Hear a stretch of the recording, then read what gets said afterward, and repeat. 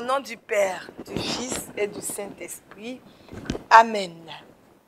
Nous joignons nos voix à celles des anges, Seigneur, pour te bénir, pour bénir ton Saint-Nom, pour te dire merci pour le don de la vie, pour ton amour, pour ta fidélité qui nous rassure, pour ta présence à nos côtés. Seigneur, merci, tu nous donnes de ne point avoir honte, de vivre heureux, bénis, parce que nous avons choisi la meilleure part que tu es. Bénis nos frères et nos sœurs, habitués de l'espace exhortation, et que ta gloire repose sur nos vies. Amen. Espace exhortation, aujourd'hui encore, Dieu nous fait la grâce d'être avec vous, frères et sœurs, pour partager sur un thème. Qui t'a condamné? Qui t'a condamné? Je répondrai tout de suite. Ceux qui veulent nous séparer de l'amour de Dieu, c'est ceux-là qui nous ont condamnés. Mais leur condamnation ne pourra rien face à l'amour de Dieu pour nous. Parce qu'en Jésus-Christ, nous avons la paix. En Jésus-Christ, nous avons la joie. En Jésus-Christ, nous rencontrons l'amour véritable. Et personne, je dis bien personne, ne pourra nous séparer de cet amour. Oh, combien grand et beau. Et ce soir, nous allons partager ensemble sur l'histoire d'une dame. Une dame encore qui n'a pas été nommée, qui ne nous est pas nommément présentée dans la Bible, parlant de la femme adultère. Évangile selon Saint Jean, son chapitre 8, au verset 1 à 11, qui nous raconte l'histoire de cette bonne dame qui a été accusée d'être adultère. Bien-aimée, c'est d'elle qu'il s'agit. Et cette dame-là, c'est toi et moi, accusés par la vie de tous les jours. Aujourd'hui, parce que nous sommes certainement dans une situation compliquée, difficile. On n'a pas de travail, on n'a pas d'enfants, on n'a pas de mari, on n'a pas un compte en banque fourni. Les situations de la vie sont tellement difficiles pour nous que chacun nous accuse de ce que nous vivons, ce que nous méritons. Nous traversons ce que nous méritons. Bien-aimés, j'ai pris l'habitude de le dire. Les gens pourront parler de nous, raconter ce qu'ils ont envie de raconter. Mais ce qui importe, c'est le regard que Dieu a sur nous. Et c'est ce qui va se passer avec cette femme, dite la femme adultère. Une femme et un homme commettent l'adultère, mais c'est la femme qu'on présente comme étant la femme adultère. Oui, parce que tu es plus faible.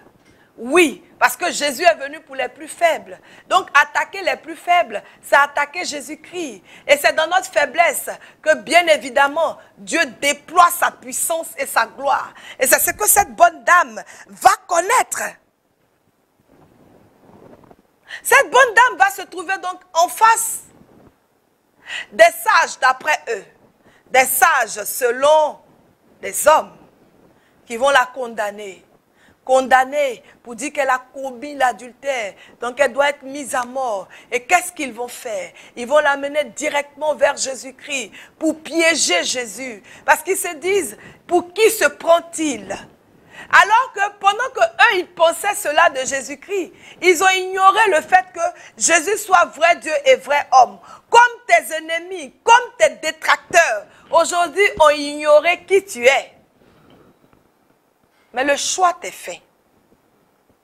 Le choix de leur accorder de continuer à croire et à penser ce qu'ils ont envie de croire de toi et te conduire tout droit dans le trou. Ou le choix de ne point les écouter et au contraire de venir vers celui qui donne un sens à ta vie. Et celui qui donne un sens à ta vie s'appelle Jésus-Christ. Ils vont donc emmener cette bonne dame au pied du Christ.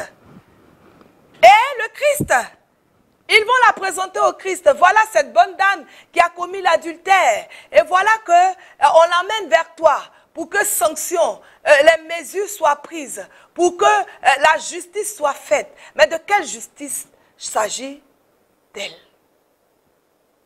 La justice des hommes. La justice des hommes empreinte parfois d'hypocrisie, de mensonges, ou parfois qui donne le plus fort d'être, même s'il est dans l'illégalité, d'être vainqueur. Non. Et Jésus-Christ, vrai Dieu et vrai homme, qui connaît le cœur de l'homme, qui connaît l'état du cœur de l'homme, a compris que celui qui était recherché, ce n'était pas cette bonne dame, mais c'était plutôt lui, Jésus-Christ, qu'il cherchait à enfoncer, pour dire voilà, il est venu contre les lois, il est venu contre les lois de Moïse qui nous ont toujours soutenus. Ce Jésus-là est venu contre ces lois. Ils ont oublié qu'il n'était pas simplement un humain, mais il était aussi Dieu. Et qu'il était là, dans le but de parfaire ses lois. Et parfaire ses lois devait donner priorité, accorder priorité à l'amour qu'il incarne. Et il va donc demander ce qui était reproché à cette femme. Et il demandera à cette dame. Et il dira ceci. Ce qui va donc piéger toutes ces personnes venues piéger Jésus. Oui, oh, aujourd'hui tes ennemis se réjouissent. Oh, aujourd'hui tes ennemis se disent, le combat est terminé, ils ont gagné, ils ont oublié que notre Dieu s'appelle l'alpha et l'oméga, le commencement et la fin. Il ne s'arrête pas au développement, il va jusqu'au bout, il va jusqu'à la fin de ce qu'il a commencé avec une personne. Et eux, en plein développement, ils s'avouaient déjà vainqueurs. Et voilà que Jésus va juste dire une phrase. Jésus va juste dire une phrase. Femme. Il va dire que celui qui n'a jamais péché, lui jette le premier la pierre. Tous, à leur âme et conscience, savaient qu'un jour de leur vie, ils ont péché. Mais la gloire de Dieu, l'amour de Dieu pour l'homme, la miséricorde de Dieu, leur a fait grâce. Tous se sont dispersés. Comme aujourd'hui, ceux qui t'ont condamné hier seront amenés à se disperser. Parce que ton Dieu se lève et parle en ta faveur. Tous sont partis parce qu'ils n'avaient plus rien à dire. La maladie n'aura plus rien à dire dans ta vie. La stérilité n'aura plus rien à dire dans ta vie. Les soucis financiers n'auront plus rien à dire dans ta vie. Les sorciers n'auront plus rien à dire dans ta vie. Tous ceux qui se sont constitués en ennemis pour te détruire, bien-aimé, n'auront plus rien à dire dans ta vie. Parce que le temps de Dieu est arrivé. La Bible dit que chaque chose a son temps. Et chaque chose à son temps te concerne. Parce que tu es un enfant de Dieu. Il fut un moment où tu te sais certainement éloigné de Dieu. Mais à travers espace exhortation, à travers ta relation avec Dieu, à travers les enseignements, les homélies que tu as entendus de nos prêtres, de nos bergers, de nos frères, de t'être dévancé en Christ, tu as compris que tu ne dois pas te laisser. Tu ne dois pas te laisser influencé par les choses de ce monde. Oui, et tu te lèves, tu cours tout droit vers le but. Le but à atteindre, l'objectif principal, c'est de saisir Jésus, c'est de rencontrer Jésus, c'est de t'attacher à lui. Jésus a vu dans ce regard, dans le regard de cette femme, la menace, la peur qu'elle sentait venir, la mort à laquelle elle devait être livrée. Jésus voit ton regard. Jésus voit le cœur brisé que tu as. Jésus voit combien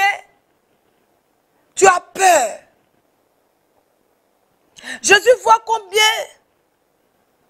Tu te dis, est-ce que quelque chose pourra encore être fait pour moi? Jésus voit combien tu es en train de perdre espoir. Mais il te dit, rien n'est encore terminé. C'est maintenant que tout va commencer. Rien n'est encore terminé. C'est maintenant que tout va commencer. C'est sûr que cette femme, quand elle regardait Jésus, elle se disait, oh, est-ce que je pourrais m'en sortir? Regarde combien ils sont nombreux. Mais quand elle a rencontré le visage d'amour, le visage de miséricorde, qui exprimait la toute-puissance de Dieu, à travers ce visage de Jésus-Christ, qui donne de gagner en confiance, qui donne de croire, qui donne d'augmenter notre foi. Elle était désormais sereine, parce qu'elle savait que Jésus allait faire quelque chose pour elle. Comme tu crois qu'aujourd'hui, Jésus est capable de faire quelque chose pour toi. Oui, il en est capable. Parce qu'il est capable de ramener à la vie ce qui était mort. Il est capable de transformer la maladie en guérison. Il est capable de transformer la tristesse en joie. Ta maladie a trop duré. Ton célibat a trop duré, ton échec a trop duré, et tu vas d'échec en échec, et tu te dis, est-ce que Jésus pourra faire quelque chose pour moi? Oui, la porte par laquelle Jésus est entré dans ta vie, aujourd'hui qui est espace, exhortation, te donne de croire que Jésus peut encore faire quelque chose pour toi. Que Jésus peut rendre l'impossible possible pour toi. Que Jésus peut transformer ta vie, que Jésus peut transformer ta situation, que Jésus peut améliorer ta situation. Oui, bien-aimé, tu as pris souvent le temps de compter sur les hommes.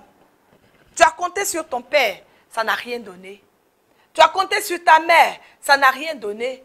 Tu as compté sur les hommes de ce monde, ça n'a rien donné. Et tu te dis, mais j'ai compté sur les gens qui semblaient être des personnes influentes dans ce pays, qui semblaient pouvoir me sortir de la situation. Je n'ai rien vu. Mais comment pourrais-je croire en un Dieu que je ne vois pas? Bien aimé, c'est parce que tes yeux ne veulent pas voir. Les hommes te montrent par A plus B que ce n'est pas bon de pouvoir compter sur eux. La Bible le dit. Mais chaque situation que tu traverses te le démontre. Mais tu te dis quand même, il faut que je m'accroche à l'homme. Bien-aimé, change de mentalité. Arrête de t'accrocher à l'homme. Accroche-toi plutôt à Dieu. Crois en Dieu. Fais confiance en Dieu. Abandonne-toi à Dieu. Dis-lui, Seigneur, je te donne tout. Je me livre totalement à toi. Je t'offre ma vie. Je t'offre, Seigneur, mon mariage. Je t'offre mon travail. Je t'offre mon enfantement. Je t'offre mes enfants. Je t'offre, Seigneur, chaque compartiment de ma vie. Je sais que tu es le seul, unique, de pouvoir véritablement en prendre soin. Oui, bien-aimé, cela est possible. Tout est encore possible. Je te le dis et c'est la vérité. Et j'aime bien, oui, à chaque exhortation, pouvoir donner un témoignage. Parce que nous limiter à la Bible te fera croire que ce dont on parle est quelque chose de révolu. Oh, bien-aimé, notre Dieu n'aime pas partager sa gloire. Et toute la gloire soit rendue à Dieu pour la vie de cette sœur. Restez fidèle à Dieu. Ayant marqué sa vie, à chaque étape de sa vie, par sa persévérance en Dieu, par sa foi en Dieu. Et cette bonne dame va tout perdre. Tout perdre. Alors qu'elle avait les moyens, alors qu'elle était nantie, elle a aidé des dizaines et des dizaines de personnes. Et voilà qu'une situation malencontreuse va l'emmener à tout perdre. Et Dieu lui offre l'occasion d'aller en Europe. Ça a été toujours son rêve. Aller travailler à l'extérieur parce qu'elle n'avait plus de famille. Orpheline de père. Elle n'a pas été reconnue par ça. Orpheline de mère, pardon. Elle n'a pas été reconnue par son père. Elle n'avait plus de travail. Voilà que l'opportunité d'aller travailler hors de son pays lui est offerte. Mais elle n'a même plus 5 francs. Elle dit, Seigneur, quand je regarde, et c'était ça sa prière, je regarde de devant, je regarde en arrière, je regarde à droite, je regarde à gauche, Seigneur, je ne vois personne.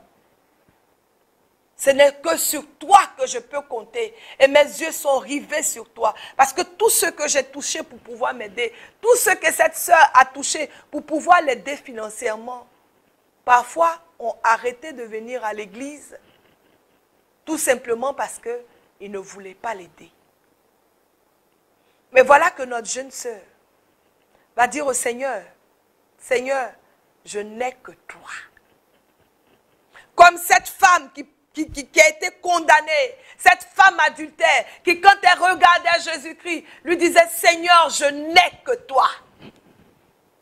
Sœur, frère, tu n'as pas encore lâché la branche et tu n'as pas encore dit au Seigneur, Seigneur, je n'ai que toi. À travers l'espace exhortation, à travers ce que nous sommes en train de dire ce soir, dis-lui simplement, Seigneur, je n'ai que toi. Ne dis pas, Seigneur, je n'ai que toi.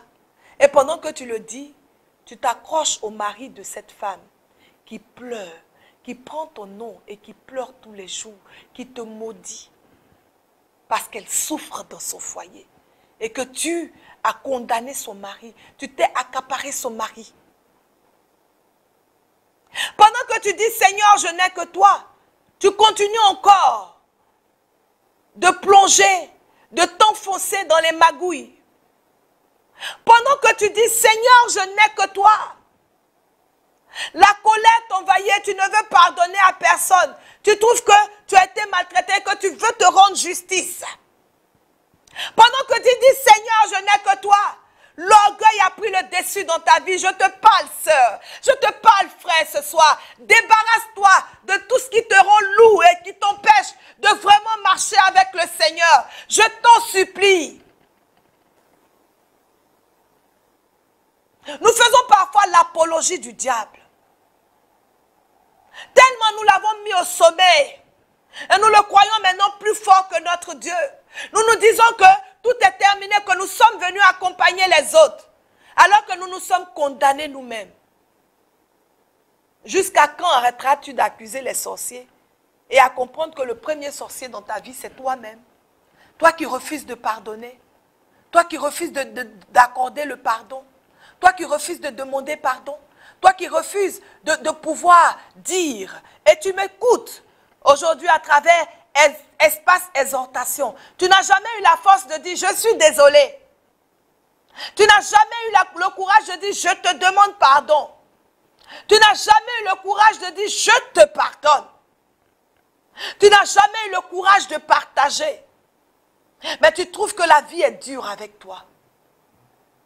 Bien-aimé, libère-toi. Libère-toi. Arrête de te focaliser sur un mariage. Arrête de te focaliser sur l'enfantement. Arrête de te focaliser sur les choses de ce monde qui passeront. Recherche d'abord le royaume.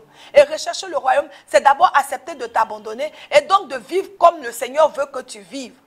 Où tu penses, tu accordes la priorité à la charité dans ta vie. Où les autres passent avant toi, parfois. Oui, c'est de cela que le Seigneur te parle. C'est ce que le Seigneur te demande. Oui, comporte-toi comme Zachée.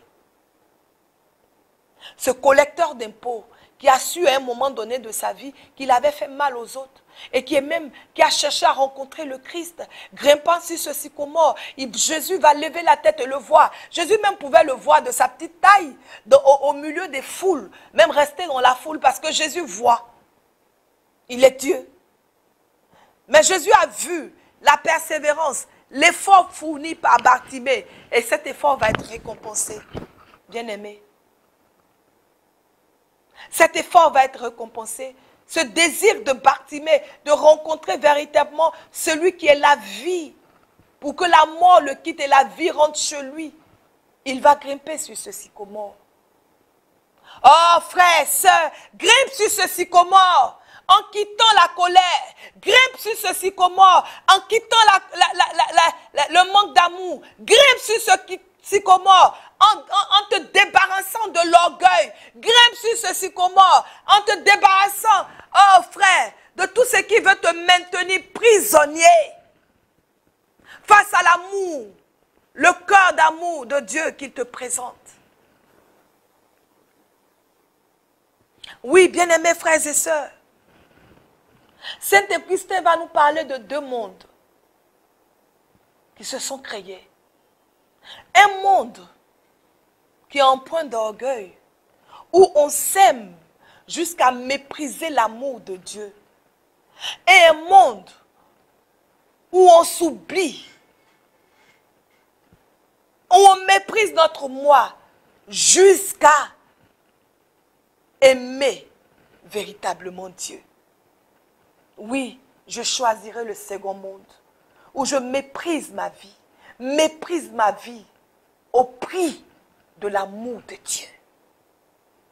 Bien-aimé, le faire, choisis donc ce second monde, ouvrira pour toi les portes de la grâce et de la bénédiction, ouvriront pour toi les portes de la vie, ouvriront pour toi les portes de l'élévation, ouvriront pour toi les portes de la restauration, parce que Jésus est celui qui élève, Jésus est celui qui restaure, Jésus est celui qui ramène à la vie ce qui était mort. Bien-aimé, j'ai été béni par le témoignage de cette sœur. Oui, qui donc abandonnée de tous, ayant méprisé sa vie au prix de l'amour de Dieu, va voir qu'elle n'aura pas besoin d'une aide humaine, une aide financière de quelqu'un qui aurait dit demain, c'est moi qui t'ai fait. Mais Dieu va dire, Dieu va permettre que depuis l'Europe, les portes s'ouvrent pour elle, qu'elle tombe dans une grande entreprise qui accepte de l'embaucher avant même que son visa n'expire, à quelques jours de la fin de ce visa. Les portes vont s'ouvrir, elle va avoir un boulot, elle va avoir une maison, elle va avoir une bonne situation parce qu'elle a cru en Dieu. Parce qu'elle a mépris, elle s'est abandonnée entre les mains de Dieu. Bien-aimé, abandonne-toi totalement et tu verras ce que Dieu fera dans ta vie. Je veux juste te donner un secret. Tel Saint-Augustin nous l'a dit, je veux que tu le fasses, que tu choisisses la deuxième vie, la vie du mépris de notre vie au prix de l'amour de Jésus-Christ. Il sait aimer, il sait ce qui est bon pour toi. Le diable ne connaît pas ton avenir. C'est un menteur, c'est un usurpateur. Il va vouloir toujours te tirer en arrière. Mais celui qui connaît ta vie, celui qui connaît ton avenir, celui qui est capable de te sortir des situations les plus compliquées, il s'appelle Jésus-Christ. Il vient t'offrir cet amour à travers espace exhortation. Dis-lui, Seigneur, je m'abandonne à toi. Donne-moi d'avoir ce cœur rempli d'humilité, ce cœur qui s'abandonne entre tes mains, ce cœur qui se laisse entraîner par toi. Seigneur, amène-moi où tu veux. Et je veux prendre, Seigneur, la ferme résolution aujourd'hui de pardonner à ceux qui m'ont blessé. Je veux prendre la ferme résolution aujourd'hui d'accorder mon pardon à ceux qui m'ont offensé. Je veux, Seigneur, prendre la ferme résolution de vivre dans l'humilité afin que toi qui relèves les humbles, tu puisses me relever. Donne-moi, Seigneur, d'être charitable. Donne-moi, Seigneur, d'aimer au-delà de ma modeste personne. Donne-moi, Seigneur, de pouvoir t'expérimenter. Bien-aimé, je te dis la vérité. Je te dis que si tu crois, tu verras la gloire de Dieu. Oui, c'est la vérité. Mais croire et voir la gloire de Dieu, c'est s'abandonner totalement à l'amour de Dieu, à la miséricorde de Dieu, et pouvoir laisser nos vies être impactées par cet amour de Dieu, afin que nous puissions la communiquer autour de nous. Et que Dieu nous bénisse. Et que Dieu nous accorde cette faveur qui nous condamne à la réussite. Et cette faveur sera pour nous le parapluie qui nous protège contre toute malédiction et toute méchanceté des hommes. Et que Dieu nous bénisse. Shalom, shalom, shalom.